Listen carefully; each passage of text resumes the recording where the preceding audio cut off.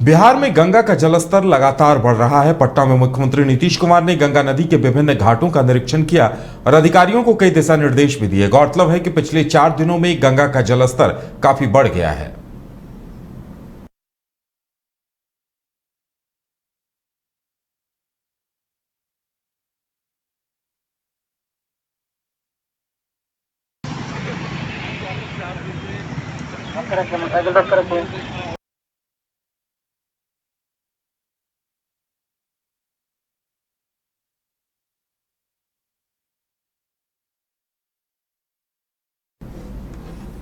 पटना में जेडीयू संसदीय बोर्ड के अध्यक्ष उपेंद्र कुशवाहा ने बीजेपी पर सत्ता से बाहर होने के बाद गिरी हुई सियासत करने का आरोप लगाया है।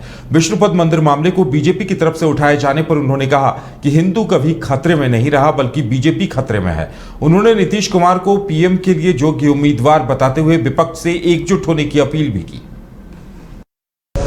देखिए, फालतू बातें हैं। हम तो चाहते हैं आदर्श स्थिति तो यह होगी कि किसी का भी धर्म स्थल हो, किसी धर्म का, तो दूसरे लोगों को जाने की इजाज़त वहाँ रहनी ही चाहिए।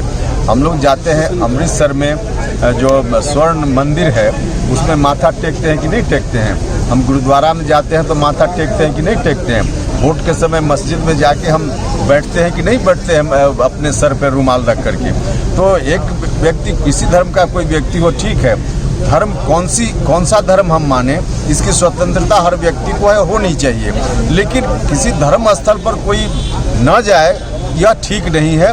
किसी कारण से कभी कोई निर्णय इस तरह का हो भी गया है तो उन तमाम निर्णयों में संशोधन होना चाहिए और सब लोग कहीं भी जाना चाहे तो जाए, ऐसी व्यवस्था होनी चाहिए। हिंदुओं को खत्म करने की बात कर रही है बीजेपी की नीतीश। माने हिंदू इतना कमजोर है कि कोई एक व्यक्ति उसके धर्म स्थल में चला गया तो हिंदू खत्म हो गया। नहीं, भारतीय जनता पार्टी खत्म हो जाएगी ये न सोचे वो लोग। हिंदू नहीं खत्म होगा। हिंदू धर्म बहुत बड़ा है। हिंदू धर्म भी रहेगा, इस्लाम भी रहेगा, सिख भी रहेगा, बाकी जितने धर्म है इस धरती पर सब रहेंगे। आज़ादी के इतने दिनों बाद तक बिहार से कोई व्यक्ति नहीं उस कुर्सी तक पहुंच पाया है। तो बहुत सौभाग्य की बात हम लोगों की है, हम लोगों के लिए होगी। तो इसका प्रयास तो सब लोगों को करना चाहिए। हाँ, यह हम जरूर बार बार कह रहे हैं कि यह कहते हुए हम कोई पार्टी की ओर से सशर्त दावेदारी नहीं कर रहे हैं कि बाकी तमाम पार्टी अलग रहे और हम कहेंगे कि हमारी पार्टी का नेता प्रधानमंत्री हो जाए। हम ऐसा माहौल बनावें ताकि तमाम विपक्ष के लोगों की भी सहमति बन पाए। अगर सहमति बन पाए तो नीतीश कुमार जी से बेटर कोई आज की तारीख में प्रधानमंत्री नहीं हो सकता है, यह हम बोल रहे हैं। वहीं केंद्रीय गृह राज्य मंत्री नित्यानंद राय ने कहा है कि बिहार में तुष्टीकरण की सियासत हो रही है। उन्होंने कहा कि 2024 के चुनाव में पीएम मोदी के नेतृत्व की जीत होगी। उन्होंने कहा कि ललन सिंह और उपेंद्र कुशवाहा ने नीतीश कुमार के कान में जहर घोला है। पटना में प्रदर्शन कर रहे युवकों पर लाठीचार्ज की निंदा करते हुए उन्होंने कहा कि सीएम और डिप्टी सीएम को इसके लिए माफी मांगनी चाहिए। भ्रष्टाचार में लिप्त होकर कैसे धन कमाए, कैसे परिवारवाद को आगे बढ़ाए, उनको क्या जनता जानती है। और प्रधानमंत्री इस देश के एकमात्र नेता हैं जो गांव से लेकर पूरे देश के नेता के रूप में, गांव आज गरीब क्या सोचता है, गरीब प्रधानमंत्री जी को आज गरीब क्या मानता है कि वह हमारे मसीहा है। और अब देश का प्रधानमंत्री वही होगा जो गरीबों का रखवाला होगा। बिहार के पैसों से बिहार की सड़कें बनी हैं। और जब हमारे पथ निर्माण मंत्री जी उनको कहते थे आज़ादी का अमृत महोत्सव है, हम इसको अच्छे से करेंगे, महापुरुषों के नाम पर करेंगे, तो उसका भी विरोध होता था। आज जब हमारे पर्यटन मंत्री कहते थे, संस्कृति मंत्री कहते थे कि हम सीता मैया के जन्मभूमि का हम जीर्णोद्धार करेंगे, तो तुष्टीकरण, सीता मैया के जन्म स्थान से तुष्टीकरण, जो भी कुछ हुआ हमारे मंत्रियों के प्रयास से हुआ। भारतीय जनता पार्टी गांव गांव है, समझे ना।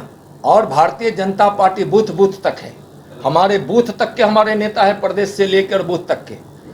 यह सरकार गुंडा राज, अराजक राज, बेरोजगारी का यह प्रतीक है, भ्रष्टाचार का प्रतीक है। जेडीयू कोटे से मंत्री लेसी सिंह ने कहा है कि नीतीश कुमार के अंदर पीएम बनने के सभी गुण मौजूद हैं और 2024 में जनता मिलकर उन्हें पीएम बनाएगी। वहीं बीजेपी पर निशाना साधते हुए उन्होंने कहा कि बीजेपी सरकार से बाहर हुई है, इसलिए बौखलाहट में है। 15 में देख चुके हैं वो लोग, उनसे अलग हटके उनको अहंकार था कि भारतीय जनता पार्टी साथ है तभी सीएम बन रहे हैं। तो बिहार की जनता ने दिखा दिया ना बिहार में एकमात्र नेता माननीय मुख्यमंत्री नीतीश कुमार जी, जो बिहार के 13 करोड़ लोगों के दिलों में बसते हैं, बिहार के लिए काम कर रहे हैं, बिहार को आगे बढ़ा रहे हैं।